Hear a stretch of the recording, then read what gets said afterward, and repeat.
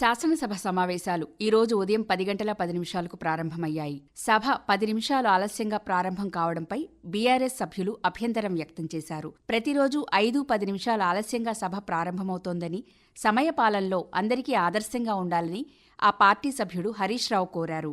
సభ ఆలస్యానికి గల కారణాలను స్పీకర్ గడ్డం ప్రసాద్ కుమార్ వివరించి సభ్యులను శాంతింపజేశారు. అనంతరం రైతు భరోసాపై స్వల్పకాలిక చర్చను చేపట్టారు. వ్యవసాయ శాఖ మంత్రి తుమ్మల నాగేశ్వరరావు రైతు భరోసా లక్ష్యాలను సభకు వివరించారు. సంక్రాంతి నుంచి రైతు భరోసా ఇవ్వనున్నట్లు తెలిపారు.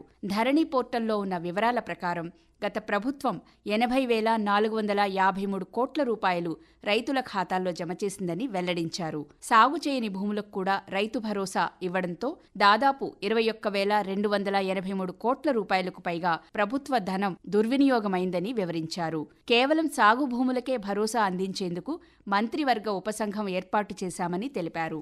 సభ్యుల సలహాలు, సూచనలు పరిగణలోనికి తీసుకుని పథకం అమలు చేస్తామని, అలాగే ఏ ఒక్క రైతును కూడా తగ్గించే ఆలోచన తమ ప్రభుత్వానికి లేదని మంత్రి తుమ్మల స్పష్టం చేశారు. కాంగ్రెస్ సభ్యులు విజయ రమణారావు చర్చను ప్రారంభిస్తూ సాగు చేయని భూములకు కూడా రైతు భరోసా అందజేయడంతో ప్రభుత్వ నిధులు దుర్వినియోగం అవుతున్నాయని అన్నారు. సాగు భూములకు మాత్రమే ఈ పథకాన్ని వర్తింపచేయాలని కోరారు. సన్న వడ్లకు బోనస్ ఇచ్చిన ఘనత కాంగ్రెస్ ప్రభుత్వానిదే అని అన్నారు. ఏడాది కాలంలో ఈ ప్రభుత్వం రైతుల కోసం 54,000 కోట్ల రూపాయలు ఖర్చు చేసిందని, ఇచ్చిన హామీ మేరకు 2 లక్షల రూపాయల వరకు రైతు రుణాలు మాఫీ చేసిందని తెలిపారు. మాజీ మంత్రి బీఆర్ఎస్ సభ్యులు కె తారక రామారావు మాట్లాడుతూ రైతు బంధు ఇవ్వడం వల్లే సాగు విస్తీర్ణం 2 కోట్ల ఎకరాలకు పెరిగిందన్నారు. 5 ఎకరాల కంటే తక్కువ సాగు భూమి ఉన్న రైతులు 91.33% మంది ఉండగా 10 ఎకరాలకు పైగా భూములు ఉన్నవారు 1.39% మాత్రమేనని తెలిపారు. రైతు బంధు అమలుతో రైతు ఆత్మహత్యలు అత్యల్ప స్థాయికి తగ్గాయన్నారు. వ్యవసాయ స్థిరీకరణ కోసం పరిమితి పెట్టకుండా రైతులందరికీ రైతు బంధు అమలు చేశామని తెలిపారు.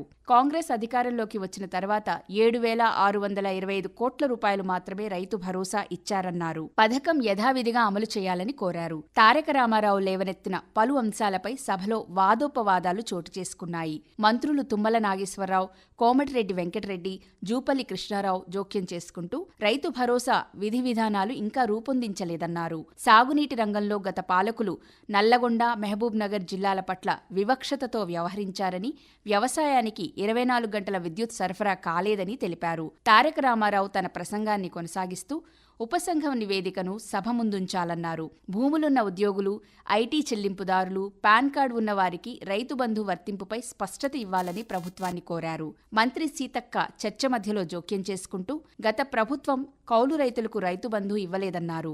సాగులో లేని భూములకు కూడా ఈ పథకం వర్తింపచేశారని, బీఆర్ఎస్ ప్రభుత్వం ఇచ్చింది రైతు బంధు కాదని, పట్టా పెట్టుబడి అని విమర్శించారు. ఫామ్ హౌసులు ఉన్నవారికి, 100 ఎకరాలు ఉన్న ఆసాములకు, ప్రతి నెల 5-6 లక్షల వేతనం పొందుతున్న వారికి కూడా రైతు భరోసా ఇవ్వమంటారా అని బీఆర్ఎస్ సభ్యులను ప్రశ్నించారు. బీజేపీ సభ్యులు పాయల్ శంకర్ చర్చలో పాల్గొంటూ రైతును అన్ని విధాలుగా ఆదుకోవాల్సిన బాధ్యత ప్రభుత్వంపై ఉందన్నారు. ఉపాధి హామీ పథకాన్ని వ్యవసాయానికి అనుసంధానం చేయాలని కోరారు. వ్యవసాయ రంగానికి కేంద్ర సహకారం పూర్తి స్థాయిలో పొందాలన్నారు. వ్యవసాయ అనుబంధ పరిశ్రమలను ప్రోత్సహించాలని, పంటల బీమా పథకం అమలు చేయాలని, విత్తన మోసాల నుంచి రైతును కాపాడాలని ఆయన ప్రభుత్వాన్ని కోరారు.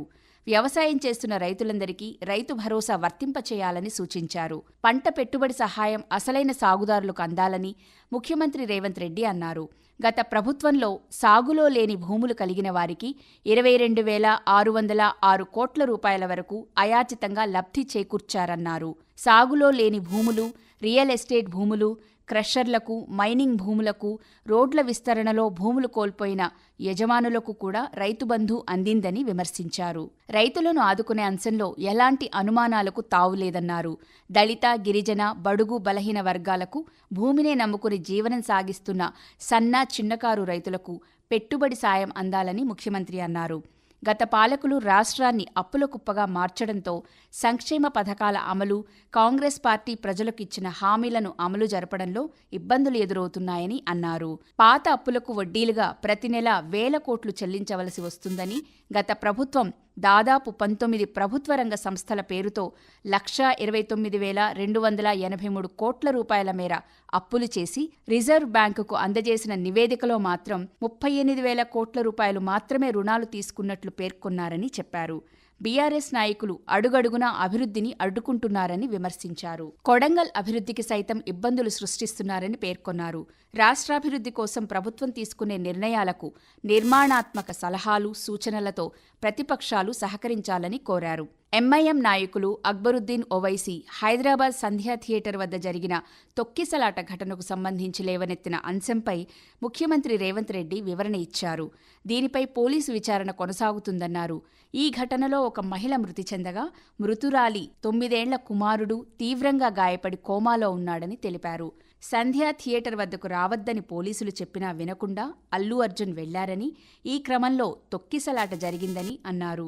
పరిస్థితి చేయి దాటిపోయిందని, అక్కడి నుంచి వెళ్లిపోవాలని సినీ నటుడు అల్లు అర్జున్కు పోలీసులు విజ్ఞప్తి చేసినా కూడా సినిమా థియేటర్ యాజమాన్యం అడ్డుకుందన్నారు. అల్లు అర్జున్ తన కారు రూఫ్ టాప్ పై నుంచి అభిమానులకు అభివాదం చేస్తూ లోపలికి వెళ్లడం, తిరిగి వెళ్లిపోయే సమయంలోనూ ఇదే రీతిలో వ్యవహరించడంతో తొక్కిసలాట జరిగిందన్నారు. అనంతర పరిణామాల్లో బాధిత కుటుంబాన్ని సినీ వర్గాలు పట్టించుకోలేదని, ఇది ఏ తరహా మానవత్వమని ప్రశ్నించారు. మానవత్వం లేని వారిని పోలీసులు అరెస్ట్ చేసి జైలుకు పంపిస్తే కొన్ని రాజకీయ పార్టీల నేతలు ఇష్టానుసారంగా మాట్లాడడం ఏ మేరకు న్యాయమో ఆలోచించాలన్నారు. ఇలాంటి అమానవీయ ఘటనలను ఎట్టి పరిస్థితుల్లోనూ ప్రభుత్వం ఉపేక్షించబోదని స్పష్టం చేశారు.